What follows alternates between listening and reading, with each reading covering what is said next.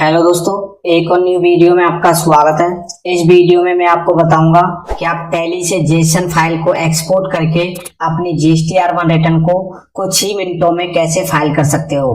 GSTR1 return को file करने का पूरा प्रोसेस आपको मैं बताऊंगा और GSTR1 रिटर्न फाइल करके भी दिखाऊंगा, इसलिए इस वीडियो को पूरा देखना। और इस चैनल पर अगर आप नए हो तो इस चैनल को सब्सक्राइब भी कर लेना।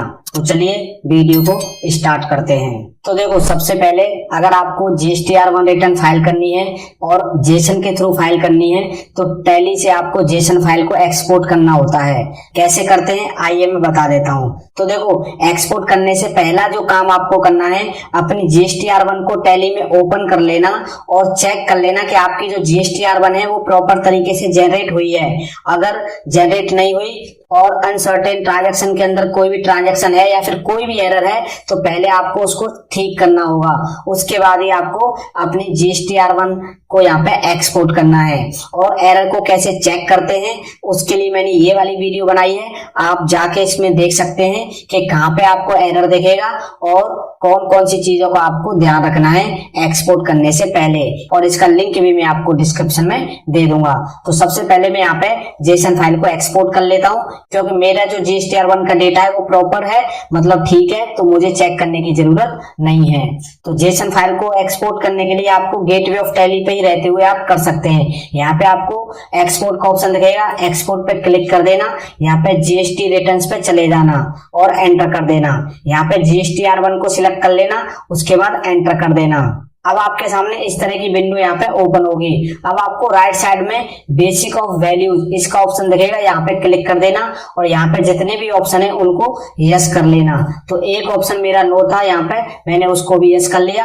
अब मेरे सारे ऑप्शन यहाँ पे यस हो चुके हैं और कंट्रोल ए में यहाँ पे कर देता हूँ। कंट्रोल ए करते ही आपका GSTR1 का सारा डेटा यहाँ पे आ जाएगा। अब आपको HSNY समरी भी दिख जाएगी और डॉक्यूमेंट समरी भी यहाँ पे प्रॉपर तरीके से दिख जाएगी। तो देखो, एक ऑप्शन तो यहाँ पे ये होता है कि टैली से ही आप GSTR1 को अपलोड कर सकते हो, फाइल भी कर सकते हो। आपको पोर्टल पे जाने की भी जरूरत नहीं पड़ेगी। बट हमें ये वाला ऑप्शन नहीं यूज करना, हमें यहाँ पे जेसन बनानी है और उसके बाद हमें पोर्टल पे जाके GSTR1 को फाइल करना है। तो उसके लिए आपको एक्सपोर्ट ऑफलाइन पे क्लिक करना है और यहाँ पे कॉन्फ़िगर पे चले जाना है। यहाँ पे आपको शो मोर का ऑप्शन दिखेगा, इस पे आपको एंटर कर लेना है। यहाँ पे फाइल फॉर्मेट पे जाना और एंटर करना। यहाँ पे आपको नीचे जेसन का ऑप्शन दिख जाएगा, इस पे आपको क्लिक कर लेना है। इस वाले ऑप्शन को आपको नो ही रहने देना है। अब नीचे आपको फोल्डर पाथ यहाँ पे सिलेक्ट कर लेना है, मेरे को यहाँ पे यही रहने देना है। अगर आपको सिलेक्ट करना है तो इस पे एंटर करना और जहाँ पे भी आप अपनी फाइल को जो एक्सपोर्ट करोगे उसको सेव करना चाहते हो वो पाथ यहाँ पे आप दे सकते हो।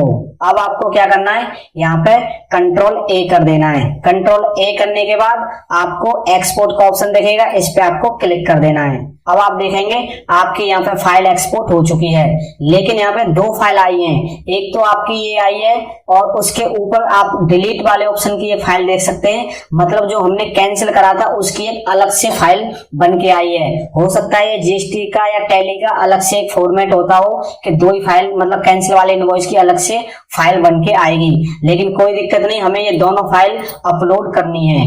हो सकता है आपकी एक ही फाइल एक्सपोर्ट हो तो आप एक ही फाइल को अपलोड करोगे। अब इस फाइल को मैं क्या करता हूँ, कॉपी करता हूँ और अपने डेस्कटॉप पे यहाँ पे पेस्ट करके रख लेता हूँ। अब मैं अपलोड करते टाइम डेस्कटॉप से ही अपलोड कर दूंगा। अब आपको क्या करना है, GST पोर्टल पे जाना है। GST पोर्टल पे आ जाना और यहाँ पे आपको लॉग इन कर लेना है। आप यहाँ पे लॉग इन हो जाओगे और रिटर्न फाइल करने के लिए आपको क्या करना है, सर्विस के अंदर जाना है और यहाँ पे आपको रिटर्न का ऑप्शन दिखेगा, रिटर्न डैशबोर्ड पे क्लिक कर देना। रिटर्न डैशबोर्ड पे क्लिक करने के बाद आपको यहाँ पे फाइनेंशियल ईयर को सिलेक्ट कर लेना है, जिस फाइनेंशियल ईयर की आप यहाँ पे रिटर्न फाइल करना चाहते हैं। जैसे मैंने 25-26 को यहाँ पे सिलेक्ट कर लिया और उसके बाद क्वार्टर सिलेक्ट कर लेना। देन आपको यहाँ पे मंथ को सिलेक्ट कर लेना है, जिस मंथ की आपको रिटर्न यहाँ पे अपलोड करनी है या फिर फाइल करनी है। अब सर्च पे क्लिक कर देना। अब आपके सामने यहाँ पे सारे रिटर्न्स की टैब ओपन हो जाएंगी, जैसे कि GSTR1 की टैब आप यहाँ पे देख सकते हैं और ऑनलाइन और ऑफलाइन दोनों ही तरीके आपको यहाँ पे देखने को मिल जाएंगे। लेकिन हमें यहाँ पे ऑफलाइन वाला ऑप्शन चूज करना है क्योंकि हमें अपनी जेसन को अपलोड करना है।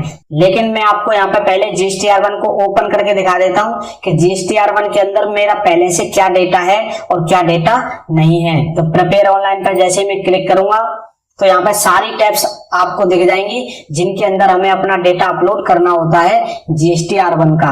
तो आप यहाँ पे देख सकते हैं मेरे 13 इनवॉइस है जो कि B2B के अंदर है, बाकी सब के अंदर 00 आपको यहाँ पे देखने को मिलेगा। तो देखो जब मैं अपनी जेसन फाइल को यहाँ पे अपलोड करूंगा तो जो भी डेटा जेसन फाइल के अंदर होगा वो सारा यहाँ पे अपडेट हो जाएगा। देखो अभी HSN के अंदर आप देखोगे 0 है और डॉक्यूमेंट समरी के अंदर भी 0 है। तो 13 इनवॉइस यहाँ पे कैसे आए, जब मैंने इनवॉइस जनरेट करा तो इनवॉइस से GSTR1 ने सारा डेटा ले लिया। तो 13 इनवॉइस मैंने यहाँ पे बनाए तो टोटल 14 थे जिसमें से एक मैंने कैंसिल कर दिया। तो B2B के अंदर सिर्फ वही आएंगे जो आपके एक्टिव ई इनवॉइस हैं। तो इसने 13 के 13 इनवॉइस यहाँ पे ले लिए लेकिन बाकी सारा डेटा कुछ भी नहीं लिया। तो इस तरीके से भी आपको एक बार चेक कर लेना है। अब आपको क्या करना है, वापस आ जाना है। अब वापस से आप यहीं पे आ जाओगे, यहाँ पे आपको इस बार करना है प्रिपेयर ऑफलाइन। इस तरह की डिस्प्ले यहाँ पे ओपन होगी, यहाँ पे चूज फाइल का ऑप्शन दिखेगा, इस पे आपको क्लिक कर देना है। अब आपको वहां पे चले जाना है जहां पे आपने अपनी फाइल को, जो जेसन फाइल है उसको सेव करके रखा है। जैसे मैंने डेस्कटॉप पे सेव करके रखा था तो डेस्कटॉप से यहाँ पे मैं उन फाइल को यहाँ पे अपलोड कर देता हूँ। तो मेरी टोटल 2 फाइल थी तो एक एक करके यहाँ पे मैं इनको अपलोड कर देता हूँ। तो पहले मैं ये वाली फाइल ले लेता हूँ, इसको अपलोड कर देता हूँ और उसके बाद मैं दूसरी फाइल लेता हूँ और उसको भी यहाँ से डिलीट वाली फाइल है जो उसको मैं अपलोड कर देता हूँ। तो दोनों फाइल मेरी यहाँ पे अपलोड हो गई। अब बैक टू फाइल रिटर्न, इस पे आपको क्लिक कर देना है। फिर से आपको वही काम करना है, ईयर को सिलेक्ट कर लेना है, क्वार्टर और मंथ, और सर्च पे क्लिक कर देना।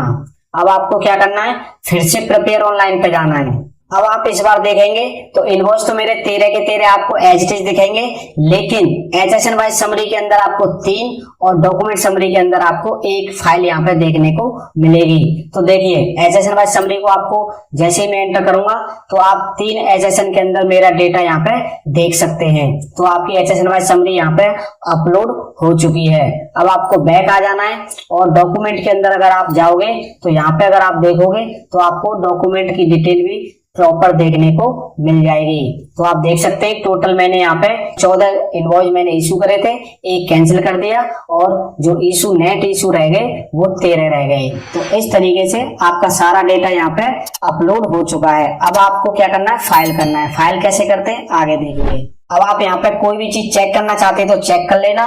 उसके बाद आपको क्या करना है, नीचे आ जाना है और यहाँ पे आपको जनरेट समरी पे क्लिक कर देना है। जनरेट समरी पर जैसे ही क्लिक करेंगे तो your generate summary request has been received, please check the status in some time. तो आप थोड़ी देर बाद आप अपने जनरेट समरी का स्टेटस चेक कर सकते हो और चाहे तो आप यहाँ पे रिफ्रेश करके भी चेक कर सकते हो। रिफ्रेश करेंगे और जब आप जाएंगे नीचे तो आपको जनरेट समरी आपकी हो चुकी है। अब आपको प्रोसीड टू फाइल पे क्लिक कर देना है। प्रोसीड टू फाइल पर जैसे ही आप क्लिक करेंगे तो आपके सामने इस तरह की विंडो ओपन होगी। अब आप जब थोड़ा सा नीचे आएंगे तो आपका GSTR1 से रिलेटेड जो आपने अपलोड करा है वो सारा डेटा आपको यहाँ पे दिखाई दे जाएगा।